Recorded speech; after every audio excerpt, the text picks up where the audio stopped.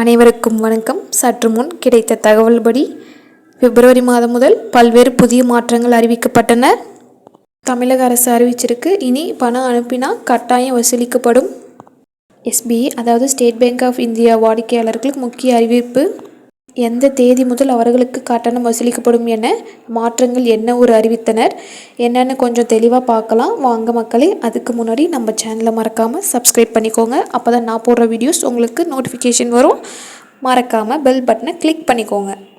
உங்களுக்கு வங்கியில் பல்வேறு விதிமுறைகள் உடனுக்குடன் தெரிஞ்சுக்கலாம்.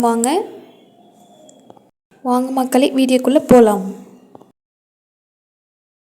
இந்தியாவில் மிகப்பெரிய வங்கியாக வாடிக்கையாளர்களை கொண்ட வங்கி ஸ்டேட் பேங்க் ஆஃப் இந்தியா, அதாவது எஸ்பிஐன்னு சொல்லுவோம். வங்கி தொடர்ந்து முன்னிலையில் உள்ளது. பல்வேறு புதிய மாற்றங்கள் கொண்டு வந்திருக்காங்க. பிப்ரவரி 15ஆம் தேதிக்குள்ளே கொண்டு வருவாங்கன்னு சொல்லியிருக்காங்க. அதாவது நீங்கள் உங்கள் வங்கியில் இருந்து மொபைல் பேங்கிங் இல்லை நெட் பேங்கிங்கில் இருந்து பணம் அனுப்பும்போது பணம் அதிகமாக அனுப்பினீங்கன்னா அவர்களுக்கு ஜிஎஸ்டி ப்ளஸ் கட்டணம் விதிக்கப்படும்னு சொல்லியிருக்காங்க.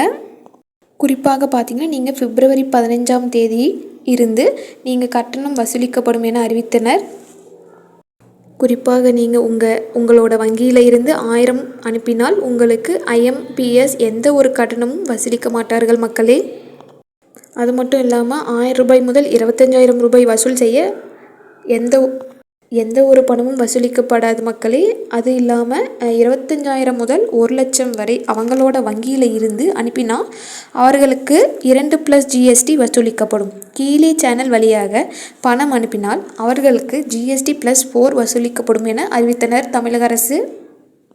1,00,000 முதல் 2,00,000 வரை பணம் அனுப்பினால் மற்றும் பண பரிவர்த்தனை செய்தால் 6 லட்சம் வசூலிக்கப்படும் என அறிவிக்கப்பட்டனர். யாருக்கெல்லாம் இந்த பணம் வசூல் செய்ய மாட்டார்கள் என தற்போது பார்க்கலாம் வாங்க மக்களே.